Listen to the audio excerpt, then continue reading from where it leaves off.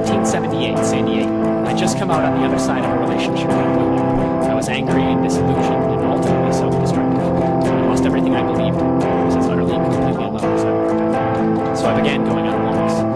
I started taking late-night walks around the San Diego suburb I was living in at the time. I'd start walking early evening and come back close to midnight, sometimes later, walking and thinking and chewing over what had gone wrong. One night at 4th and E Streets, I got mugged and beat by a street gang.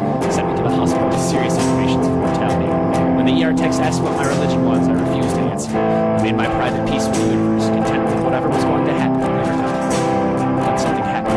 I got angry. I got angry because I still had stories to tell. So I fought back. It took 2 months to fully recover, but 2 things came out of that incident.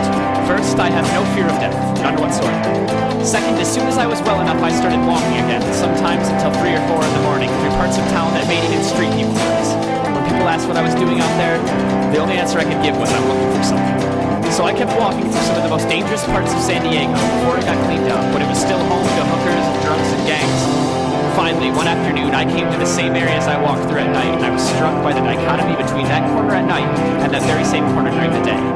In the daylight, there were businessmen and kids and clerks eager to get home to dinner and TV. Then later came the night shift, the lost people, emerging from shadows and beds of pain to walk the same streets in search of fixes, money, and bars, gradually fading away with the dawn. 2 totally different worlds, sharing nothing but longitudinal latitude. There was the nation of the day and the nation at night, existing side by side, but each fleeing the other. A daylight nation and a midnight nation.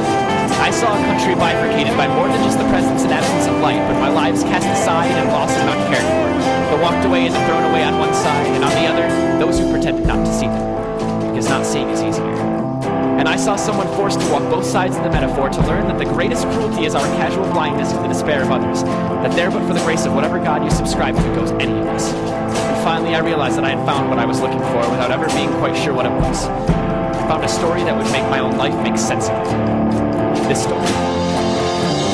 I still take long walks, and I still stop and talk to the people who stand at the corner and wait for something to happen to them, who wait for money to fall into a hat or a cup, who wait for someone to recognize their pain, because the line between the midnight nation and the place where I sit right now writing these words is thin and ephemeral and can be crossed in an instant, because the road to the midnight nation can be erased only through compassion. I found my story, this story, on a hazy afternoon in 1978. Now it's yours.